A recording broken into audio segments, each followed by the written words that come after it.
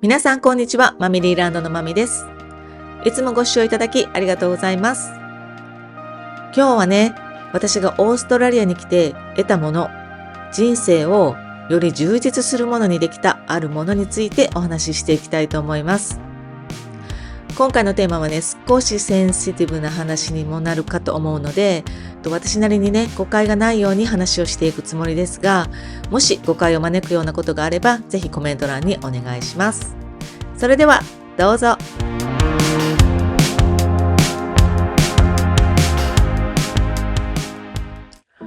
はい、もうね、ほとんどの方がね、ご存知かと思いますけれども、私は10年前に日本を飛び出して、オーストラリアはアデレードへと単身、ほぼ英語力ゼロでね、移住してきたものです。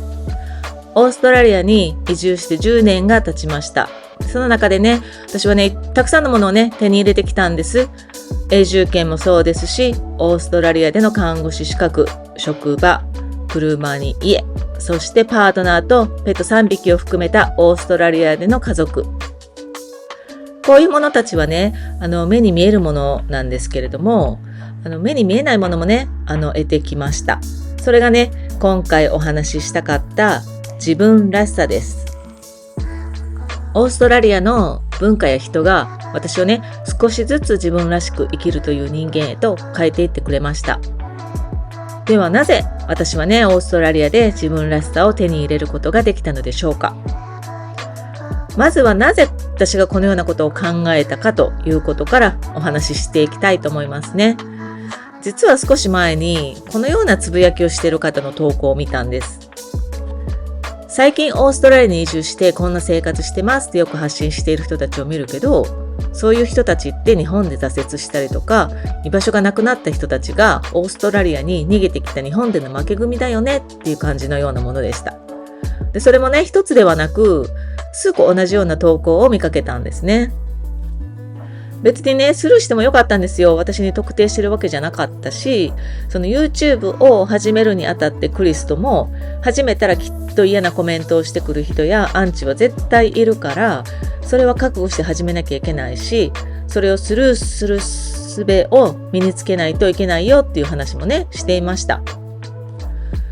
じゃあなぜ私はね、その投稿に目を向けてしまったのか。なんで掘り下げて考えようとしたのか。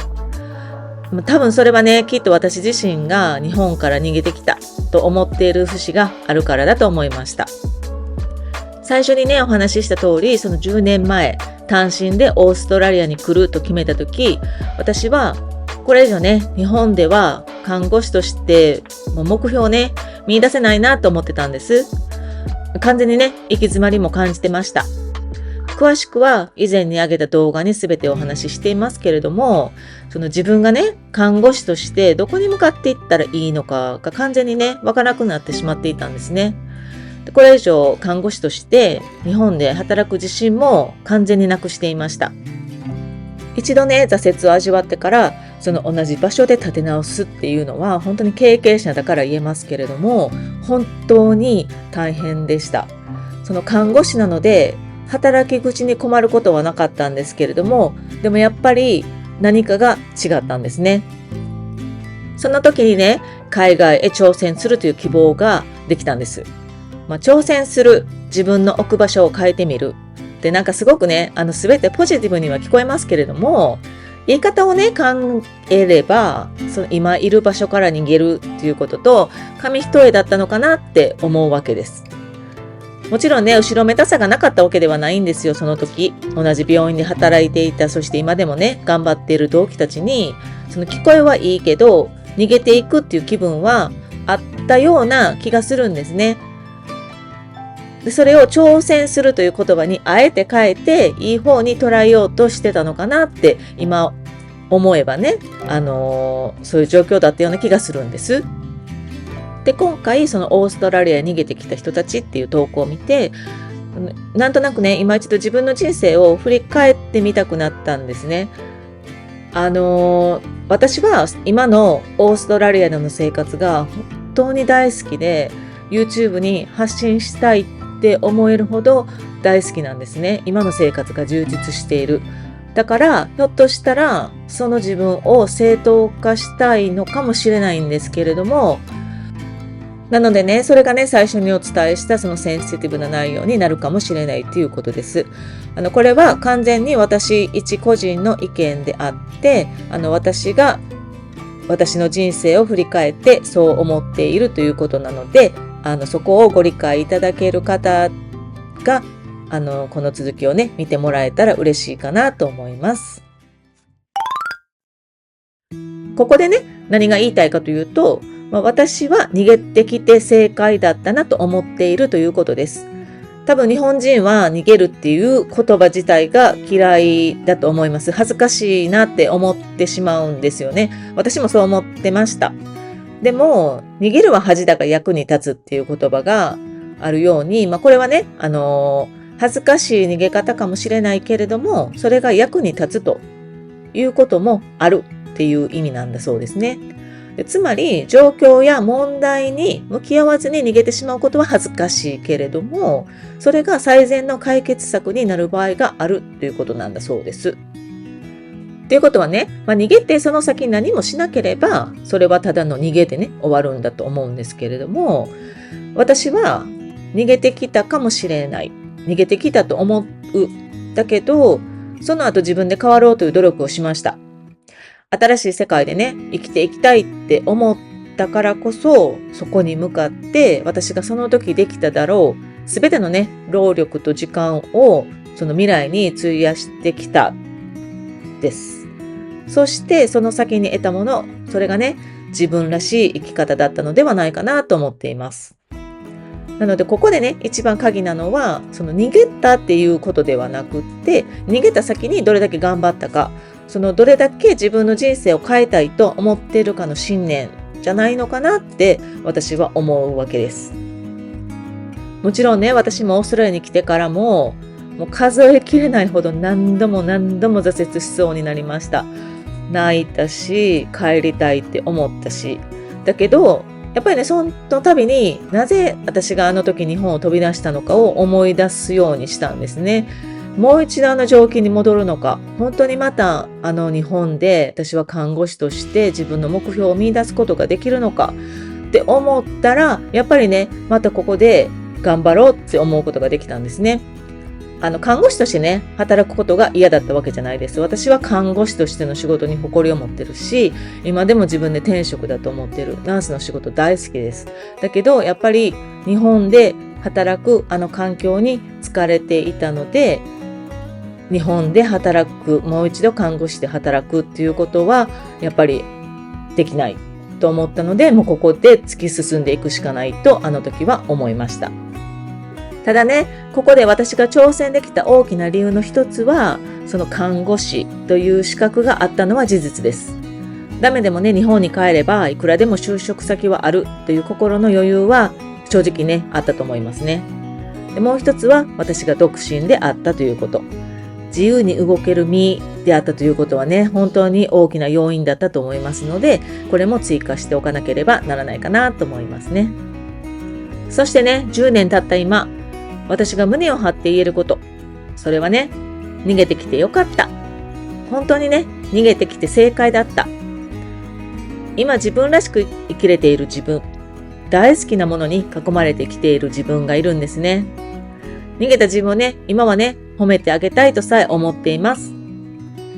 それではね、なぜ私は自分らしく生きるということをこのオーストラリアで手に入れることができたのか考えてみました。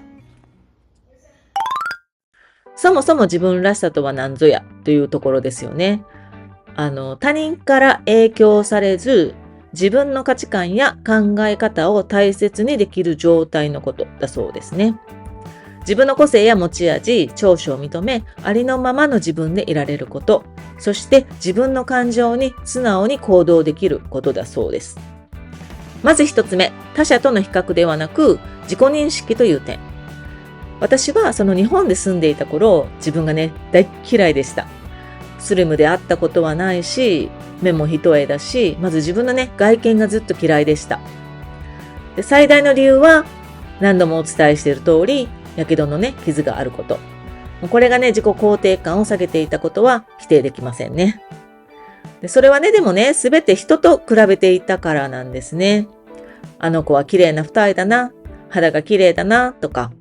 それに比べて私はっていつも思ってました。その度にね、自分に自信をなくして、外にね、出るのも嫌な時っていうのがありました。特にね、それはね、思春期の頃に多かったですね。では、オーストラリアに来た今の私はどうなのか。まずね、ここで一体何人の人が私のやけどの傷を気にしているのかっていうことですね。オーストラリアに来てから、その自分のこの傷をね、隠そうと思ったことはほとんどありません。紫外線対策でね、長袖を着るっていうことはあっても、それ以外で隠そうと思ったことがないんです。それはね、その必要がなくなったからなんですね。ほとんど誰も気にしないし、かわいそうっていう顔で見てくる人さえもほとんどいません。なんなら大会の人々がこれは私の個性だと認識してくれています。この傷が今の私の性格を形成した武器だと思ってくれている人がたくさんいます。そのね、これがあるから傷がある人や病気の人に対して優しくなれるんだねって言ってもらえたことさえあります。これはね、ありのままの自分を受け入れるにも属するのかなと思うんですね。私は私でいいんだって思えるようになりました。今までマイナスだと思っていたこの私のやけどの傷が自分自身には今はプラスなんだと考えて生きるようになったんですね。なので私は私自身を受け入れるということがこのオーストラリアに来てからできるようになりました。そして2つ目。頑張りすぎない自分を手に入れた。日本人であることね、私はね、もう誇りに思ってるんですよ。頑張ってる自分ね、嫌いじゃないですね、今も。だけどね、やっぱりね、頑張りすぎたらダメなんですよね。オーストラリアでは、その日本人ならではの頑張る美徳は文化ではありません。日本ではね、少ししんどいぐらいで病欠なんて言ってられない。で、その病欠した次の日にはちょっと嫌味を言われたりもする。でも、休むことってね、大事なんですよ。逆にね、オーストラリア人は気軽に休みすぎる人がいるのも事実だから、その境界線はちょっと難しいかなと思ってるんですけれども、でもね、本当にオンとオフの切り替えができるようになった。日本ではね、オフの日でも病院に行ったり、仕事のことを考えたりするのが私の看護師としての日常だったんですね。オフの日にも会議があって、で、それが用事があって、休むっていうことが申し訳なくなるような文化でした。でも、今はオフはオフ。こちらの人はオンとオフの切り替えがね、本当にうまいなと思うんですよね。自分の時間を本当に大切にしている。家族との時間を何よりも大切にして優先している。仕事のために生活をしているわけじゃないんですね。生活が優先で、それを維持するために仕事をする。だから本当にライフワークバランスが確立されていて、私は素晴らしいなと思っています。オーストラリアに来て、その頑張りすぎない自分の私生活を大事にしながら仕事をするという文化で、私はね、本当にね、私らしい生活を確立することができたなと思っています。YouTube もそう。日本だったら看護師しながら私には絶対こんなことできなかったし、そんな時間すら取れてなかったと思いますね。今はそのオフの日は自分のためだけに使える。だから YouTube にかける時間が作れているのかなって思います。そして最後。これはね、本当に自分が大切にしたいものを大切にできるようになりましたね。それをね、人に左右されなくなりました。これはね、もしかしたら年齢を重ねたっていうこともあるかもしれないんですけれども、そのオーストラリアに来てから自分が心地よいと思える人との付き合いをより大切にするようになりました。自分のね、楽しい時間は自分で決める。日本ではね、割と誘われても、なんかその後の人間関係を気にしたりして、無理して参加してることもね、なきにしもあらずでしたね。やっぱりね、ノーが言いにくい文化ですよね。でもオーストラリアに住んでる今はもうそれはほとんどしていません。例えば自分が嫌だなって思ったり、興味がなかったりすることには参加しなくなりました。今はね、すごいノーと言える自分が大好きですね。オーストラリアではノーはね、決してダメなことではないんですね。誘いに対してノーって言ってもあまり気にはされませんし、逆にね、ノーは尊重されます。悪いことではね、ないんですね。意思表示なんですね。仕事場でもそうです。勤務交代を頼まれたり、もちろんしますけれども、自分がね、もうできない時にはもう私ははっきりノーと言いますね。別にね、その後の人間関係とか職場関係に影響は出ません。逆にはっきりノーと言った方がいいんですね。もちろんね、最初は何においてもノーということに抵抗がありました。勤務変更を頼まれても、ちょっと無理してでも変わったりもしてました。でもね、今はそういうのも全くなくなりました。例えばね、YouTube も、なんでそんな始めたんって言われてることも絶対あると思うんですね。なんかわざわざそんな自分の人生さらさんでもええやんみたいな、なんかようやるなみたいな。絶対ね、そういうちょっとした声が私は聞こえてきそうな気がしてるんですね。昔の私はそう言われるかもしれないっていうのを気にして絶対しなかったと思うんですけれども、でも今は自分がやりたいからする。自分が楽しいからやってます。誰に何を言われても少しでもね、応援してくれる人たちがいるだけで、私はこの YouTube もね、頑張っていけると思っているし、私自身が何よりも楽しんでやっています。要するにね、自分が大切にしているものをちゃんと大切にするという自分らしさ、自分が好きなことを貫くという自分らしさを手に入れたのかなって思ってるんです。これがね、私が思うところのオーストラリアで私が得た自分らしさです。自分らしさを大切に、自分の価値を大切に、その自分自身を受け入れながら生活することができてるかなって本当に思うんですね。仕事があること、家があること、ペットがいること、そしてね、パートナーがいることは目に見える幸せなんですけれども、目には見えないこういう生き方ができているということが、私は一番オーストラリアに来たメリットではないかなって思っています。私はね、皆さんにね、逃げろと言ってるわけじゃないんですよ。もちろんね、逃げることもできます。結局言いたいのは、逃げるっていうのは、ただの方法案であって、結果はね、やっぱりその後どう動くかなんだと思うんですね。逃げた後にどれだけ頑張るかがその先の未来につながっていくんだなって、それはね、経験論から思いました。逃げただけではね、人生は変えられないんですね。で、そのことをね、今回最初に述べた投稿を見たときにね、改めて考えさせられたので、ちょっとここでね、シェアしたいと思ったわけです。今日本でね、辛い状況にある方、自分の人生をね、変えたいなって思ってらっしゃる方、どう動いたらいいかわからない方、例えば逃げるという選択肢を恥ずかしいと思わないでもらいたいなって思ったんですね。たとえ人からそれは逃げだって言われたとして、でもその先に、自分が頑張ったその先に違う未来が待ってるかもしれない。本当に人生を変えたいっていう思いがあれば、自分にできる最大限のね、努力がその後にできると私は信じています。逆にね、動かない、逃げないっていう選択肢ももちろんあります。一番大事なのは、私はその選択肢を後々でね、後悔しないことだなって思いますね。でも、もし私のね、この経験が世界で誰か一人でも、その人の人生を変えるきっかけのたった 1% にでもなれるんだったら、それって素晴らしいことだなって思っています。私はね、あの時10年前、行動を起こして本当に正解だと思ったので、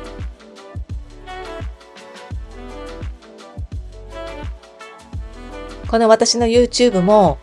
紆余曲折ありましたけれども、なんとね、初めて1年が経ちました。いろんなことを動画にしたい私のチャンネルは、実は視聴回数もビデオによってバラバラで、